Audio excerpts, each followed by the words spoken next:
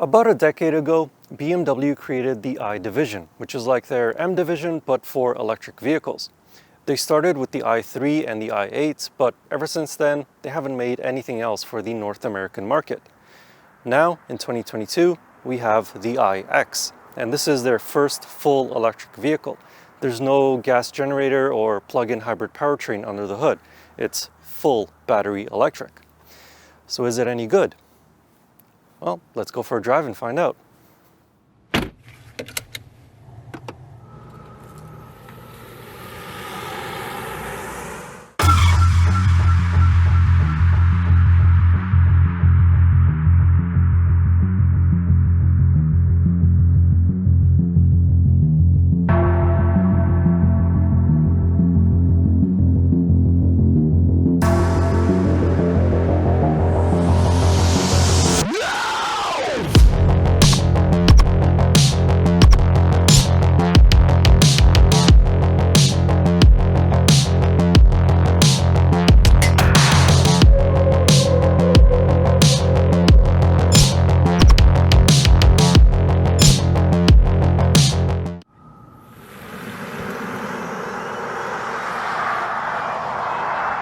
Here in Canada, the BMW iX comes in 3 different flavors. There's a 40, a 50, and an M60. If you're watching this in the United States, then all you have is the 50 and the M60, at least at the time that I'm filming this right now. Who knows, maybe in the future the 40 will also come in the United States as well. This one is the iX50, and that means it has 2 electric motors, one in the front and one in the back. The combined total output is 516 horsepower and 564 pound-feet of torque. Although the iX weighs almost 2.6 tons, the 0 to 100 kilometers an hour sprint takes just 4.6 seconds. Now that isn't the fastest 0 to 100 kilometer an hour time. The Ford Mach-E GT or the Tesla Model Y dual motor are faster still, but more impressive is the way that this car accelerates when you're already at 100 kilometers an hour and then put your foot down. It still feels very, very ferocious. Top speed is just 200 kilometers an hour or about 125 miles an hour, but for us here in North America, that's still plenty. Not so sure about the Autobahns. The iX has a 105.2 kilowatt hour battery pack. Depending on what wheels the car is riding on, the electric range can be as little as 491 kilometers to as much as 521 kilometers. This range is based on Canada's EnerGuide rating, which is the same for the EPA in the United States. On the WLTP rating, the iX has a 630 kilometer range, which is approximately 390 miles. When I recharged the iX50 at home, the car guessed that it could drive for up to 610 kilometers, which is roughly 380 miles, with my driving style. Realistically though, you'll probably get closer to the EPA-rated driving range under normal summer conditions, less in the winter. Recharging the BMW iX can be done through level 1, 2, and 3 chargers. The car can be bought with a 240 volt charging cable, so if you have a plug like that at home, it can be recharged a little bit more quickly. But from a level 3 DC fast charger, the iX can recharge in 35 minutes from 10% to 80% at a maximum speed of 200 kilowatts. Those types of chargers are few and far between, so from a more common 50 kilowatt charger, it'll take just over an hour and a half for the same charge. From a level 2 7.4 kilowatt charger, it will take approximately 16 hours to recharge the SUV from 0% to 100%. Being an electric vehicle, it of course has different regenerative braking modes: low, medium, high, and adaptive. In high mode, it is almost one pedal driving, but you still have to use the brake pedal for that last little bit. But if you switch the gear selector, or drive mode selector I should say, into B, then you do get a true one pedal drive mode. Or a one pedal regen braking mode I should say. Or drive mode, whatever you want to call it. It's one pedal driving. As for the adaptive regen braking mode, it uses the car sensors to detect other cars around it, and it also uses the GPS to let the car know where it is, whether it's in a city environment or out in a rural farm road, for example. So when it's in a city environment and there's a car ahead of it, then it will produce more regen braking versus if there isn't a car ahead of it and you're, say, in the middle of nowhere, then you're not going to get that much regen braking. Personally, I do not like this adaptive regen braking mode because it always changes, so I just leave it in low or medium modes and use the physical brakes as well. Speaking of which, the brakes are really strong and they have absolutely no issues in bringing this much mass to a stop. The brake pedal feels absolutely normal. There's no noticeable transition between regen braking and the actual physical brakes. Plus, coming to a smooth stop is actually very easy. They don't feel grabby at all. Unfortunately, there is no getting away from the fact that the iX weighs a lot. BMW did use high-strength steel in some parts, so for the cabin, for instance, to keep the occupants safe, but they also used aluminum throughout most of the chassis, as well as carbon-reinforced plastic. You can actually see it as soon as you open the doors. But it still weighs a lot, and you really feel that when you're driving around corners. Yes, the batteries are in the floor, so it has a low center of gravity, but it still is a lot of mass. Happily, however, this still does feel like a proper BMW vehicle. The steering is sharp and it has good weight behind it. It doesn't feel like a video game steering wheel where the center is lacking of any feel and it's super light, and it's only when you start turning does it become a little bit heavier. This one is not like that. It feels like a normal BMW vehicle, like I said. The best way that I can describe the driving dynamics of the iX is that it's like an X5, just a regular X5, not the M version, but with 5 occupants in the cabin and a fully loaded trunk. Of course, the biggest difference is that this iX accelerates much more quickly than a regular X5. This 50 version of the iX also comes with air suspension and rear wheel steering. The air suspension adjusts automatically whether you're in the normal drive mode or in the sport mode. There is a raised ride height mode which you can activate with a button on the center console. The rear wheel steering helps keep the iX more stable when changing lanes at highway speeds, and it makes the car more maneuverable when you're driving more slowly. The air suspension and rear wheel steering is standard on the iX50, but you can get the air suspension on the iX40, just not the rear wheel steering.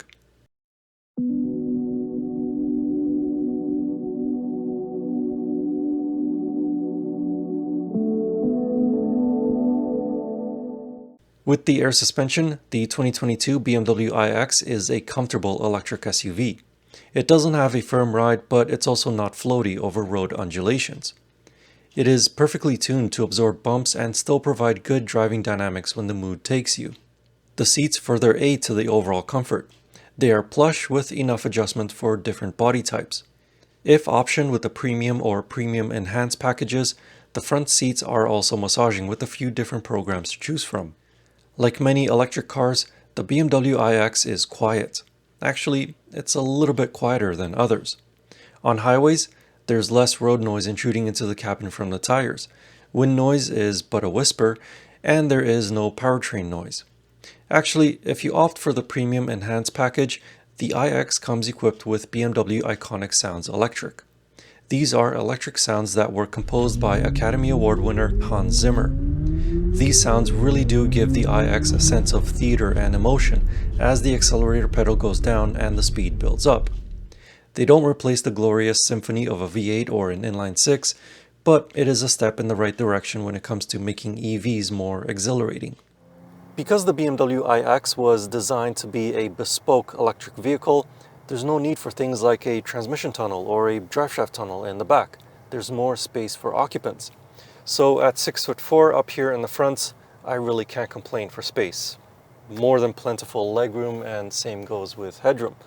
Even behind my own driving position, I have plenty of space in the back.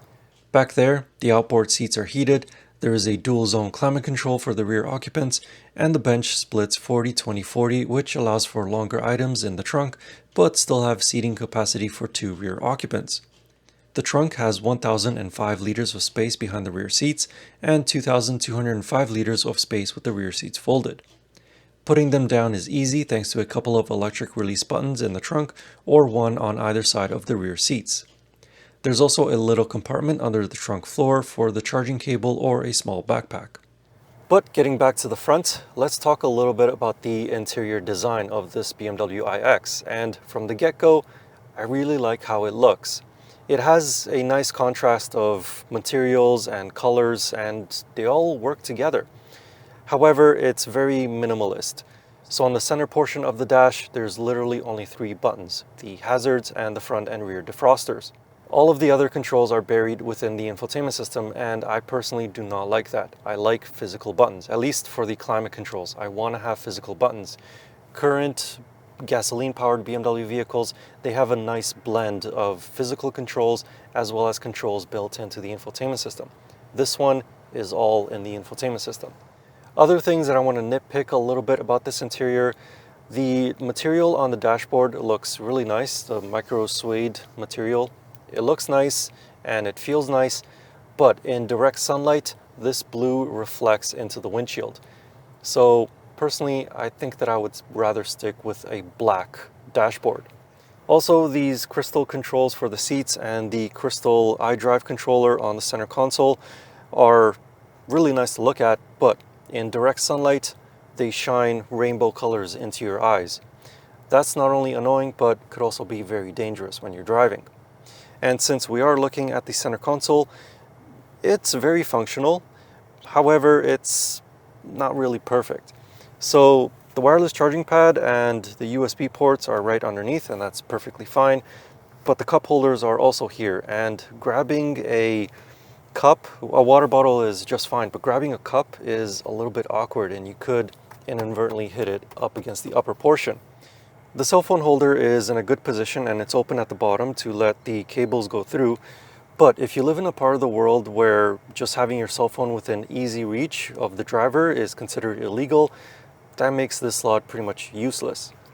And one last thing that I want to nitpick a little bit about is with the open pore wood on this center console. It looks really nice and it's nice to the touch. However, in, again, direct sunlight, the lettering of all these quick access buttons become, well, really difficult to read. It would be nice if this wood trim came in a darker color, say dark ash.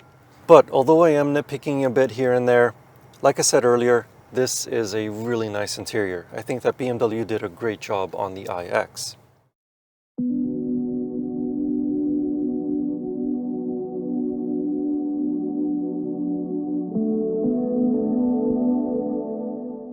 The 2022 BMW iX starts at just under $80,000 Canadian for the iX40. This iX50 starts at just under $90,000 Canadian, and this demo vehicle is equipped to the price of $113,285 Canadian. But for the 6-figure price tag, the BMW iX has a lot of gadgets. Of course, it has the usual stuff like satellite navigation, heated seats all around, heated steering wheel, optional ventilated seats for the front, a heads-up display, adaptive cruise control, wireless phone charging, you just name it. The list goes on. But it does have a few unique things. So firstly is panel heating. So this bathes the cabin with radiant heat that's coming from the panels on the dashboard and also on the doors. The moonroof is a fixed piece of glass and it doesn't open, but at the push of a button, it can actually go translucent. So it is an electrochromatic transition, and I hope I got that right. Basically, what it means is that as soon as an electric current goes through the piece of glass, it becomes opaque, like so. And when it gets turned off, it becomes see-through. Or maybe it works the other way around. I don't know exactly how it works, but it's a cool feature, and I like it. Other nifty gadgets of this iX include a parking assist, so the car can detect a parking spot, whether it's parallel or perpendicular, and the car will steer and accelerate and brake itself. You still have to be in the driver's seat, of course. Also, it can pull out of a parking spot, and it can remember the last 200 meters of any forward maneuver. So as soon as you put it into reverse and select an option on the infotainment screen, then the car will reverse in the exact same way that it went forward. This is really good in tight spaces where you can't do a 3-point turn, and the car reverses to within an inch of where it remembers that it was. There are also soft close doors. BMW's gesture control, which I personally hate, don't like using it at all. There's a built-in dash cam, and there's adaptive cruise control with a really good lane centering system. It's not a hands-free driving system because the car will yell at you after a few seconds if you don't touch the steering wheel, but it is really good at keeping the iX in the center of a lane. This particular car is also optioned with the Bowers & Wilkins audio system. It is a very powerful system, and there's an option in the infotainment system where it actually lets you experience the sound.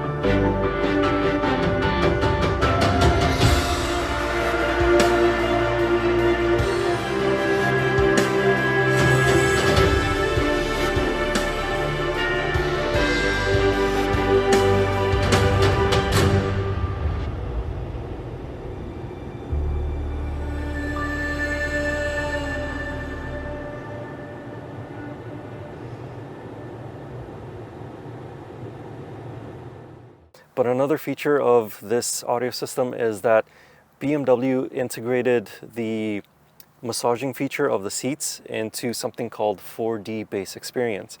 So what that means is that every time that there's a bass on the song that you're playing, you can actually feel it through the seats.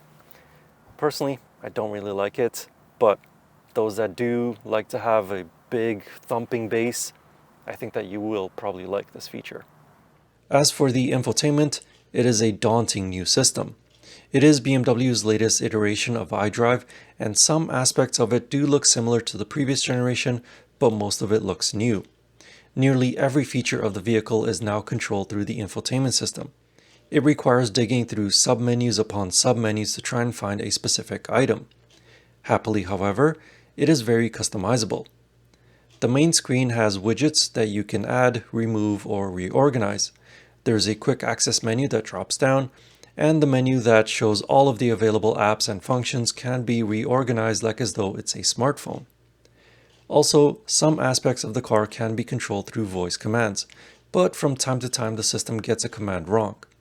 Oh, and I almost forgot to mention that it has wireless Apple CarPlay and wireless Android Auto integration.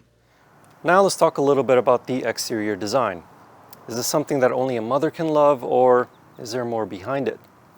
Well, when I first saw the iX, I was in the same boat as everyone else. I thought, what the heck is BMW thinking with that front end? It's hideous. But after seeing more and more pictures and videos, and especially after seeing it in person, it's not that bad.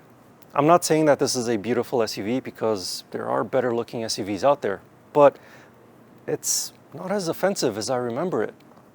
Of course, being an electric vehicle, the full front end is designed with aerodynamics in mind, which is why the grille is just one giant piece, but at least it does hide the radar and whatever else sensors it has in the front. This hood is not really a hood because you can't open it.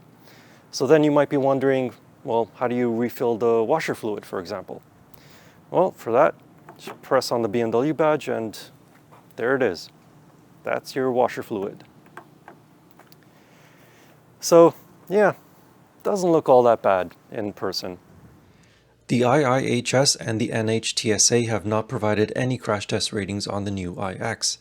However, Euro NCAP has given it a 5-star rating. The SUV comes with a lot of driver and safety aids. It utilizes the onboard cameras to the full extent and can not only recognize speed signs, but can automatically adjust the adaptive cruise control speed based on the sign. The iX can aid the driver with evasive steering if it detects an oncoming vehicle or a vehicle is in the blind zone as well.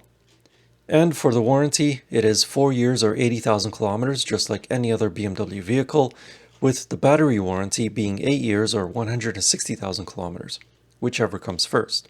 So I have one question for BMW. Why did it take you so long to make the iX? Despite the way that it looks, I think that this is a great luxury SUV. It's got plenty of driving range. It drives like a BMW should. It's spacious, it's really comfortable, and it costs right around the same as an X5. I know that the looks are not going to appeal to everyone, but like I said earlier in the video, in person, it doesn't look as bad as it does in photos and videos. So if you are on the market for an electric X5 sized luxury SUV, this is a really good one. And if you want to know more about this 2022 BMW iX, I wrote a more detailed review of it over on my website. You can find that link in the video description or click on the pop-up banner right up there. And as always, I will see you in the next car or truck or most likely another SUV. Anyway, thank you for watching. Please like and subscribe, and I'll see you in the next video.